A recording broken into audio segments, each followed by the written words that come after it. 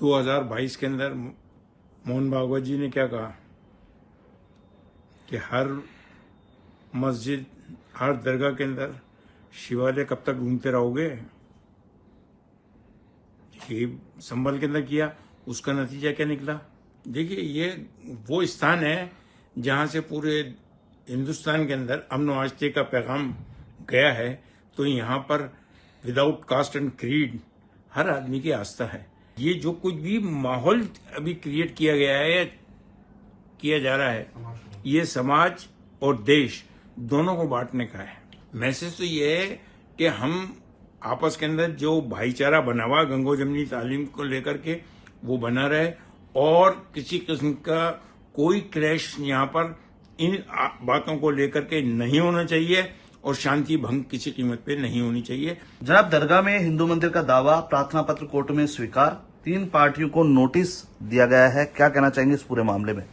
देखिए, ये तो न्याय प्रक्रिया है, कोई भी कोर्ट में जा सकता है और कोर्ट उसको एंटरटेन करेगी। उसके ऊपर बाकायदा एविडेंस होंगे, सबूत लिए जाएंगे, उसके बाद फाइनल आएगा। अभी तो बहुत टाइम है। आखिर क्यों बार बार दरगाहों को ही निशाना बनाया जा रहा है? अब ये तो अपने पर्सनल इंटरेस्ट है उनका, वो चीप पब्लिसिटी के लिए कोई भी कर सकता है। तो इसके अंदर रोक तो कोई है नहीं। कोर्ट के अंदर ना तो जाने के लिए है, न इस तरह की पब्लिसिटी हासिल करने के लिए है। संभल मस्जिद में पहले हरिहर का मंदिर, अब अजमेर दरगाह में महादेव का मंदिर। भाई साहब, 2022 के अंदर मोहन भागवत जी ने क्या कहा कि हर मस्जिद, हर दरगाह के अंदर शिवालय कब तक ढूंढते रहोगे। ये संभल के अंदर किया, उसका नतीजा क्या निकला। 5 बेकसूर शहीद हो गए, जिसके अंदर 2 के घरों में तो कमाने वाले वही थे। कितना बड़ा सेटबैक लगा है, इसका उनको मलाल नहीं है। आप गरीब नवाज के वंशज हैं, आध्यात्मिक गुरु भी हैं, लेकिन आपको पार्टी नहीं बनाया गया, इसमें क्या कहना चाहेंगे? देखिए, इसके अंदर हमारा वकीलों का, एडवोकेट्स का, हाई कोर्ट, सुप्रीम कोर्ट तक का एक पैनल बना हुआ है।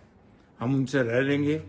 वो अगर हमारे को जो भी गाइडलाइन देंगे कि हमें इसके अंदर पार्टी बनना है आगे होकर के या नहीं बनना है, या सिर्फ वेट एंड वॉच करना है, तो हम उस हिसाब से चलेंगे। सूफी संत ख्वाजा गरीब नवाज की दरगाह है ये, सभी धर्मों के लोग आते हैं।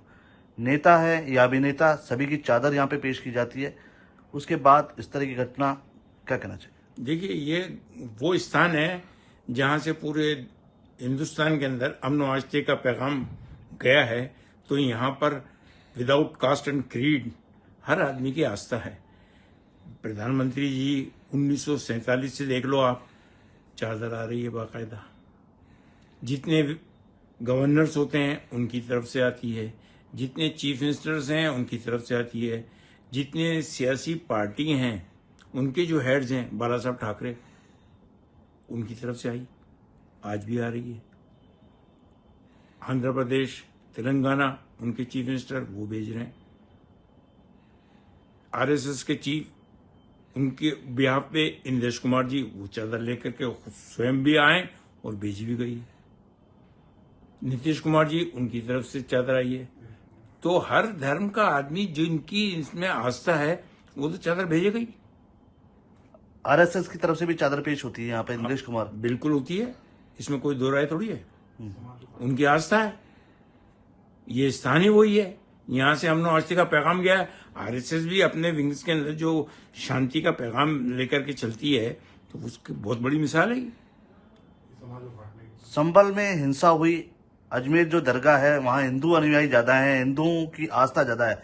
क्या इस तरह की मामलों से क्या हिंसा भड़केगी या कुछ उपद्रव हो सकता है? देखिए, हिंसा तो भड़केगी, नंबर 1। नंबर 2 ये कि यहाँ जितनी हिंदू आबादी है वो सवेरे अपनी दुकानें खोलने से पहले जब यहाँ से गुजरते हैं तो दरगाह की सीढ़ी पे अपनी दुकानों की चाबी रख के जाते हैं वो, और फिर जाकर के दुकानें खोलते हैं। आज भी ये परंपरा है। जो हिंदू औरतें हैं वो अपने बच्चों को मस्जिदों के बाहर गोद में लिए हुए खड़ी रहती हैं कि मस्जिद से नमाज पढ़ के जो भी निकलता है वो उनके बच्चों के ऊपर फूंक मारता हुआ जाए, ताकि उनको जो बीमारी लगी हुई है वो दूर हो। और ये जो कुछ भी माहौल अभी क्रिएट किया गया है, किया जा रहा है, ये समाज और देश दोनों को बांटने का है। संभल मस्जिद में विष्णु जैन और अजमेर में विष्णु गुप्ता, कौन है ये आखिर विष्णु गुप्ता? इतना तो मैं इसको जानता भाई, मैंने नाम ही पहली मर्तबा सुना है कि ये साहब हैं कौन से और कौन सी किताब, जिस किताब का वो रेफरेंस लेके चल रहे हैं हरबिला शारदा साहब की अजमेर हिस्टोरिकल एंड डिस्क्रिप्टिव, उससे पहले ये 1910 की है, उससे पहले 1716 की एनसाइक्लोपीडिया ऑफ ब्रिटेनिका, वो क्या कह रही है पहले उसको पढ़ लो। कर्नल जेम्स टॉड 1829 के अंदर जो किताब लिख गए हैं, उसके अलावा कैवेंडिश रिपोर्ट, उसको पढ़ लो। अजमेर के दरगाह के अंदर जो मुतवल्ली, जिसको आज की प्रेजेंट जबान के अंदर नाजिम कहते हैं, 8 मुतवल्ली हिंदू हजरात हुए हैं।